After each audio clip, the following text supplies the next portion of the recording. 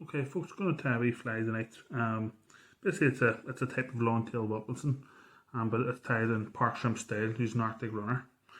So we'll kick off. I'm not going to use thread. I'm going to use floss. Let's start this at Globrite No4, and we'll just feed this onto the hook as if we were putting on a regular thread. It's nice and thin, so you can get away with it. And then just pull that wee bit off. And then for the rib, I'm going to use a mixture of the floss and also some oval tinsel. So secure that in underneath and just work it down the hook. So maybe just before the hook points. And then you just twist your oval, maybe about 4 or 5 depending. This is small oval. If it was medium you could do a few less. Once you're happy enough with it, take it, instead of turning it the full way around again, just put it through the hooks and then underneath. And you're basically using your floss to secure it. And then do a few wraps of your floss down. And then a few wraps of your floss up. And basically that's your tag. So a few loose, and then we run a few loose turns up. What we're going to do is we're going to whip finish this. Don't worry, this is all going to be covered in thread later on. It doesn't have to be too neat. So do maybe 2 or 3 just to secure it. Whip finishes. Now this floss we want to give it a wee drop of varnish. And you can even do 2 drops of varnish if you want. Make it even. It makes it more secure, but also makes it very bright. Before I do it, I'll show you why. So true Blue Peter style. That's the difference there. So you've got your floss that could be prone to a few fixes. Teeth could rip very easy, and then you have this which is being lacquered by varnish twice now. So that's what I would do anyway, but some people just leave it as is. So I just get your double needle. Again, you don't have to get every wee bit more for a bit of security and brightness. And put in a wee layer of varnish. That'll do there. And just set it aside to dry. And you can do a few, like I normally do quite a few flies at once. So there's about 4 or 5 here on the desk. And by the time you do your first one, or by the time you do your last one, your first one will be dry again. It's always worth adding that wee bit extra in. It's a bit more durable. And that's why your custom tied flies are always going to be better than your shop bought flies for quality, quality time, but also durability. Here, so we're going to use white thread here. This is just 80 uni thread, and just going to feed this up the hook, just as if we're starting it all over again.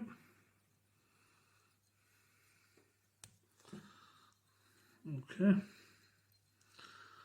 and that'll cover all that fluorescent floss as well. And just covering that a little bit now. What we can do for the first part of the tail, we have, well, the tail's in layers, so we use 3 layers for park shrimps. That's what we're going to do here. So we've got magenta runner. Now the first part's going to be the most dense part, so I'm going to put off quite a substantial size here.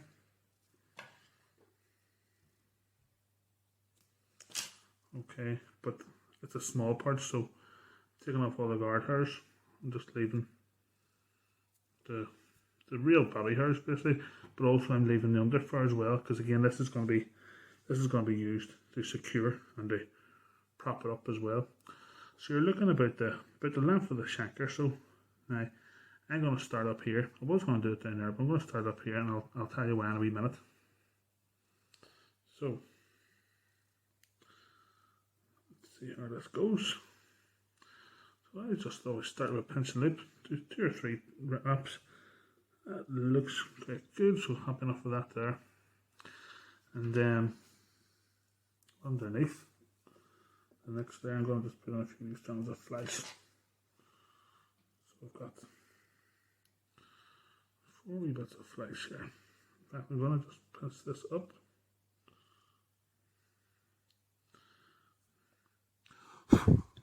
Okay, let's clear this down.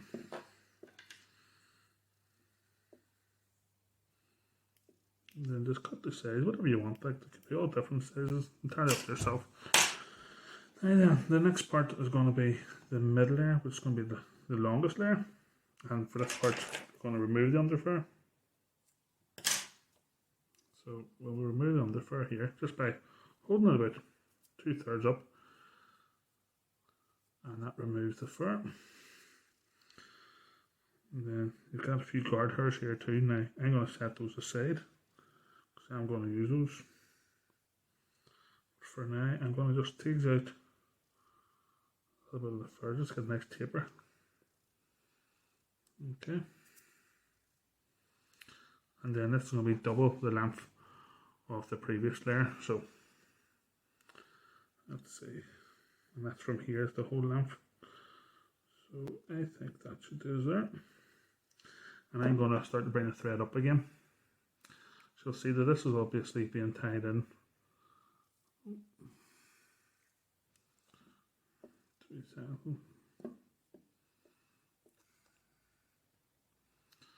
Okay. And as I was saying, this will all be tied in at the middle of the hook, or at least at the very least further up the shank than the tag. Okay, and then before we do the next layer, I'm going to put in a wee bit of flesh. This is going to be softer flesh, so the previous flesh is quite stiff, but that'll help it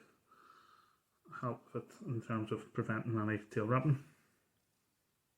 So I've got this is just what do you call it? This is angel hair, not angel hair. It's like angel hair, similar kind of stuff, but it's a lot cheaper. So I've got about 8 strands there, and I'm going to put it up. Now what you could, if you wanted something really fleshy, you could double these strands over. Instead I'm going to leave them, and it's a bit wastage, but I get away with it. Okay, now these strands I'm going to just cut them out with different lengths. Okay, I'm going to put a couple over now because some of them are a wee bit short, even before I started cutting. Okay. And then you'll notice I keep on wetting this just to see the taper and how it's looking. Okay. And then the final layer we put on top is going to be, again, the same. Now you may ask, why do you not just use one bunch and taper one large bunch? These two small sections pinch the larger section, preventing wraps. And again, this is going to be lighter again, so 3 different stages are getting thinner. I'm going to remove the underfur. I just realised actually I forgot to add a few guard hairs, so I'm going to add those now. I'll take them off this section. So I always like to add a few guard hairs right at the end. It's like the way people like feelers, I would expect that to give loads of movement in the water. Okay, and then this is just a wee small section, so it doesn't have to be too dense. And again, it's going to be the length of the first section, so I'm going to put it about there. And then pinch and loop. Okay. And then I'm going to start bringing this all the way back. And the tag should hopefully kick up a little bit. Again, you can see there, that's to prevent tail wraps. Okay. So any of this excess, I'm going to cut at a slight angle. And then as I run up, you don't have to, but again, I like it to be nice and secure. I'm going to put a wee bit of super glue up here, just to prevent any slipping. Okay. And you can see why you need to taper it, because there's that big jump.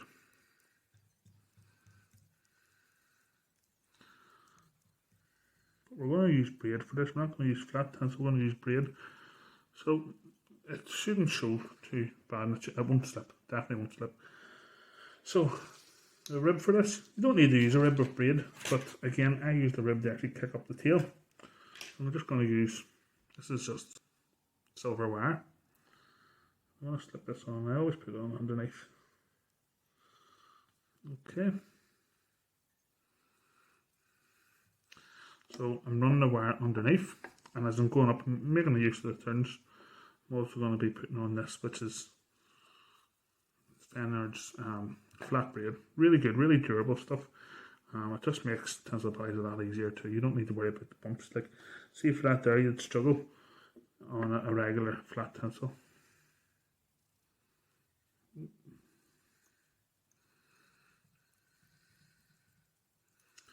Okay, so making use of the full wraps, getting the body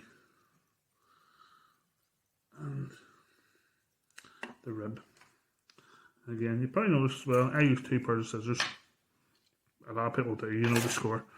You use the old less sharp scissors for like the tinsels, wires, everything else, and then you use the sharp scissors for like the small fibres on your hackles. Okay, so before I run this up, I'm going to put the thread back up as I'm bringing the body up. I will run a bit of super glue on here, just along the thread here as I'm bringing it up. Now, what this will do is it'll help hold in the braid for 2 reasons. One, stops it ever slipping whenever it's fishing. But even if I slip it now, whenever I'm working up, I don't have to go the whole way back and untangle it. I just go to the last wrap and it'll be holding it hopefully anyway. So, let's do this here. So the first wrap close to the tail, and just if you can't touch and turns. But again, as I said, you get away with it with this braid. Took me a while to discover braid, and geez, it's great stuff, like. Okay. So now we've secured with a couple of turns. Again, use your blunt scissors. You can see that tail is sitting quite straight. We want to kick it up a bit, so if you imagine, I just wind this up, it's not going to impact this tail at all. So my first turn, I actually sneak it up underneath the tail.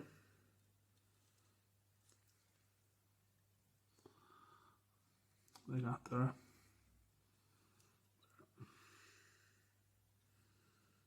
It's underneath the tail. And then that kicks up a little bit. So again, it's less distance for that to catch the hooks whenever I'm fishing. There's not worse than working down a pool to realise that your tail is twisted. Okay, I'm just working with the body here. So this is a size 8, so you want, well, it's up to yourself. I've got quite a few turns in there, but again, this is just, yeah, doesn't really serve much purpose because you got the tinsel there, but it was for kicking the tail up. Okay, and then any excess wire, there's no point cutting it off. What you can do is you can just twist it round, it comes off. Perfect. Okay, now then, next thing I want to do is add in a wing. So I've got some nice red fox here I'm going to use. You can use red Artic runner too, I guess. So we'll cut a bit of this off.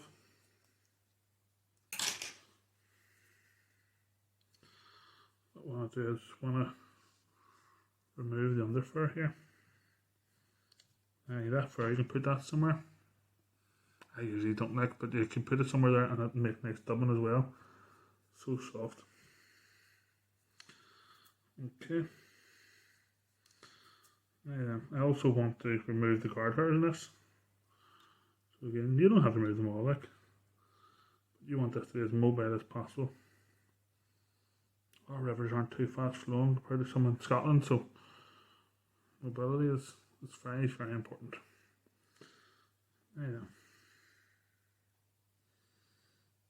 Okay, I think that should do it. Now, you kind of want this to go to the back of the very back of the hook. So about there.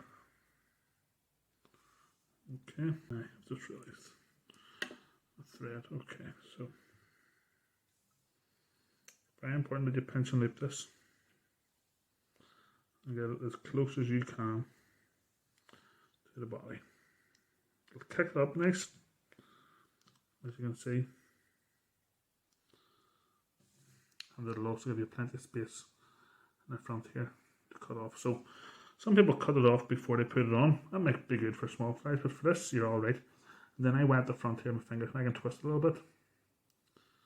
You can see there's plenty of space there. And then this is where the good scissors come in.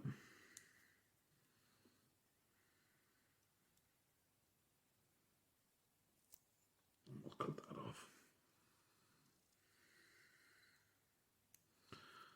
Okay. Now, we could put a wee bit of super glue on here. I always would, but because I'm using some jungle cock, I'll super glue the jungle cock as well then. So, got a couple of nails prepared here. And if anybody's done this before, you know that sometimes it looks well, you can cut it or pull off all fluff, and sometimes it really time breaks on you. Always better to do them together, but I didn't. I put the fluff off separately. So you want to just roughly place them where you want them. I'll use this one actually first, because this doesn't have the wiggle room of the stalk to work with. Okay. I'll put in a few wraps to see what they look like. Okay, and I'm not happy on this side.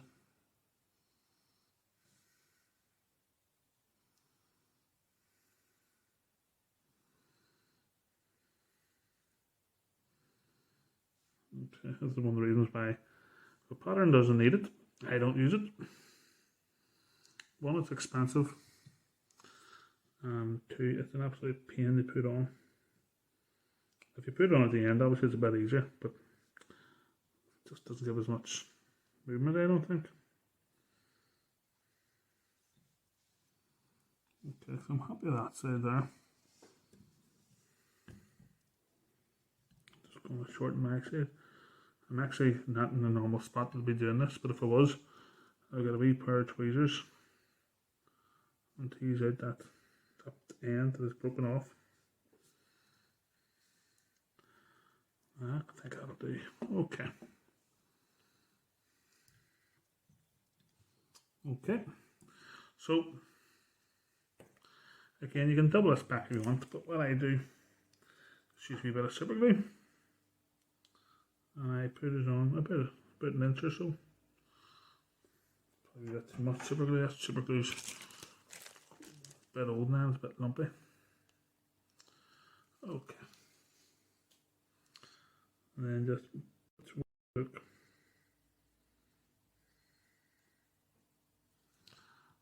Okay. And that should hold it nice and neat. And then I'm just going to cut off the excess here.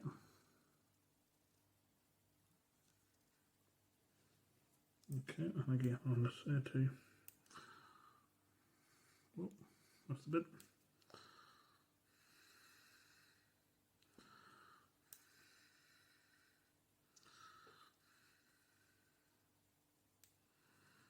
Okay.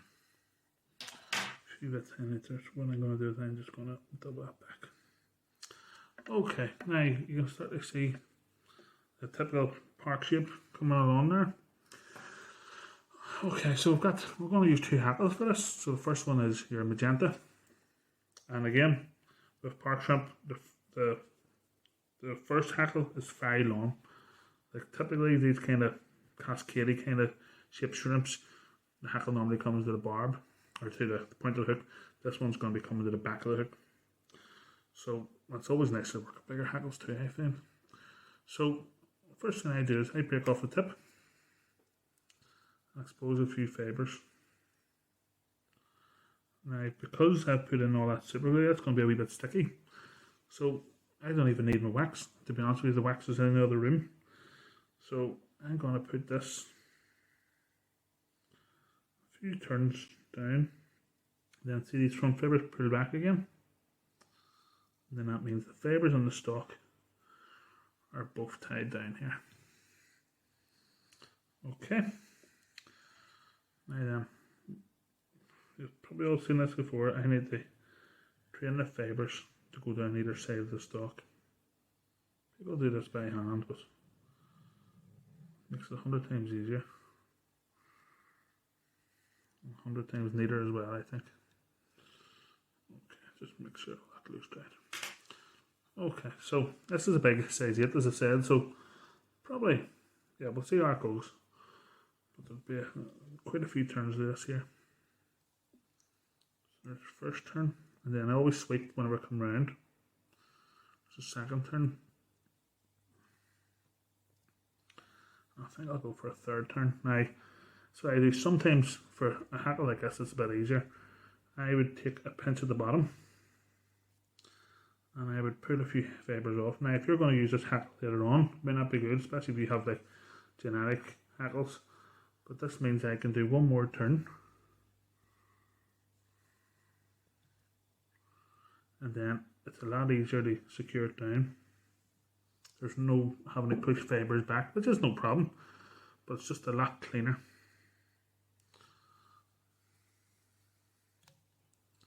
Although the fibres will start to display anyway. Let's see, so that again.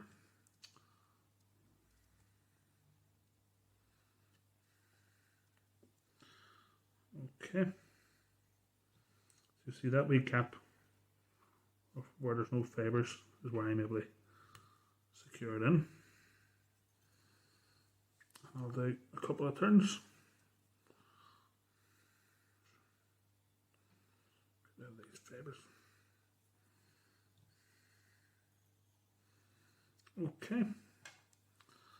And then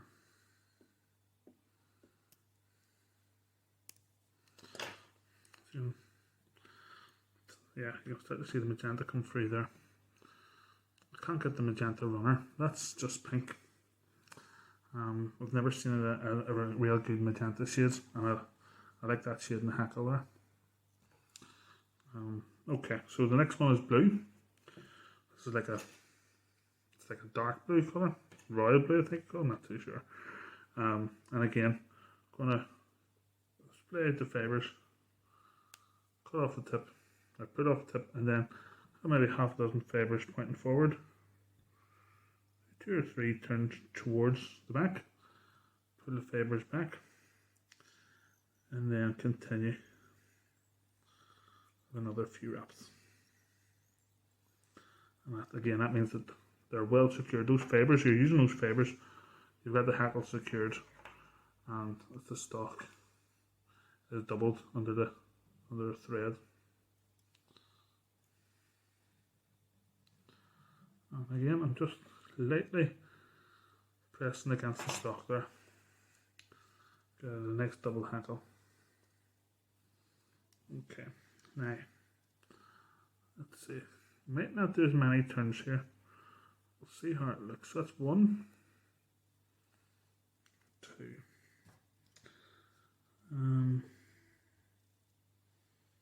We'll go 3. Let's see.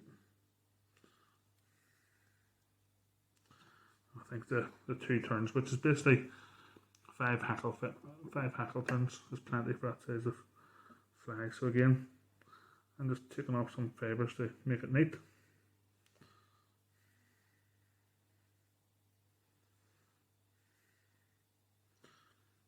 And then pass it around the hook.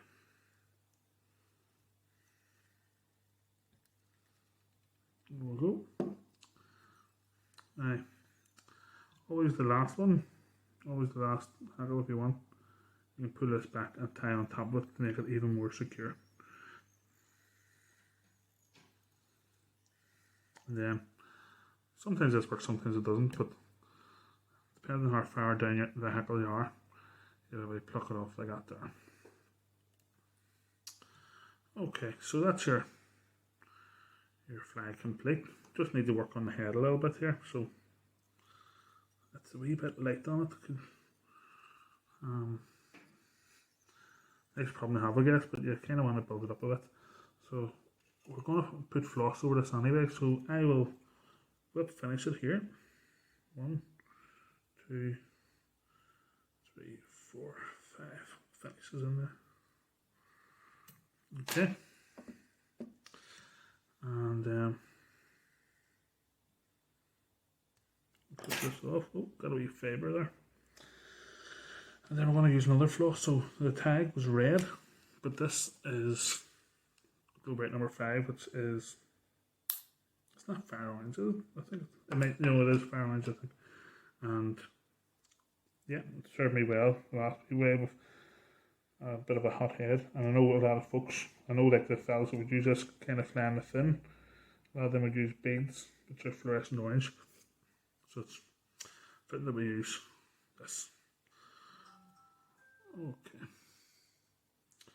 So again, you just put this on. I'm going to just find the good scissors. Just break off this little fibre here.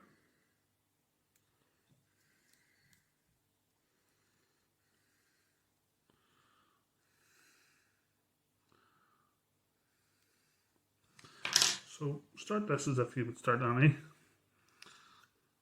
fly, you know, just tie over where you're starting.